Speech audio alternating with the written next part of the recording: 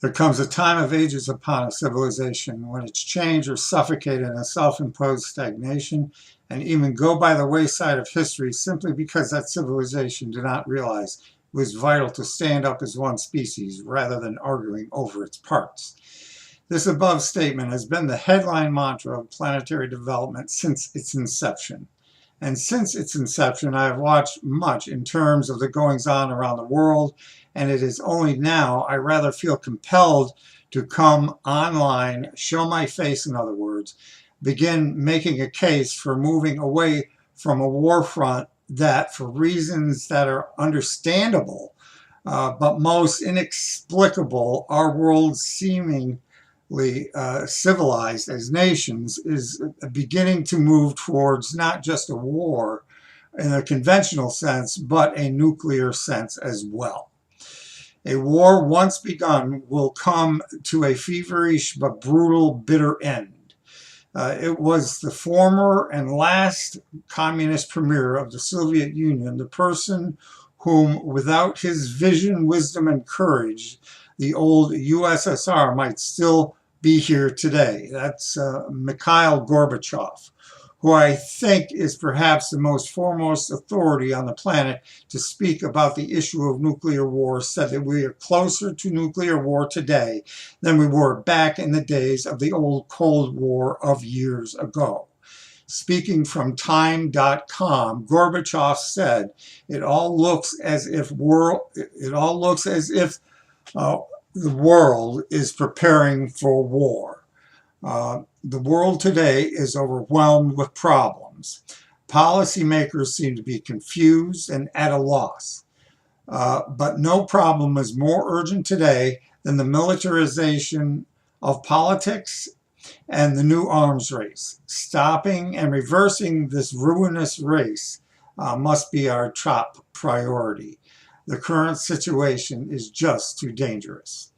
More troops, tanks, and armored personnel carriers are being brought to Europe, NATO, and Russian forces, and weapons that used to be deployed at a distance are now placed closer to each other as if to shoot point blank into each other's face.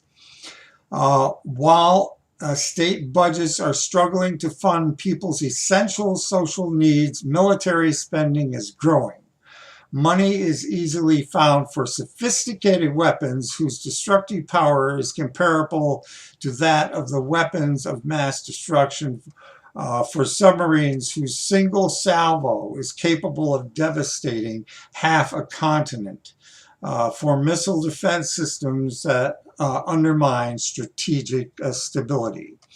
It is President Franklin D. Roosevelt who once said that one of the main freedoms is freedom from fear. Today, the burden of fear and the stress of bearing it is felt by millions of people. And the main reason for its militarism, armed conflicts, the arms race, and nuclear swords of Damocles, ridding the world of this fear means making people freer. You get it? You know, we must make them freer.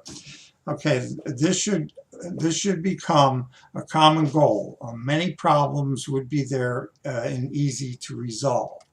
And speaking from the Telegraph.com, that's the UK, Mikhail Gorbachev has warned that a new arms race means the nuclear threat once here seems here and real again. Okay, just to repeat, the nuclear threat once again seems real. As he stated, looks as if the world is preparing for war. Okay, this is something he just recently came out with. The former Soviet leader called on Donald Trump and Vladimir Putin to work together to take steps to reduce the world's nuclear arsenal. Politicians and military leaders sound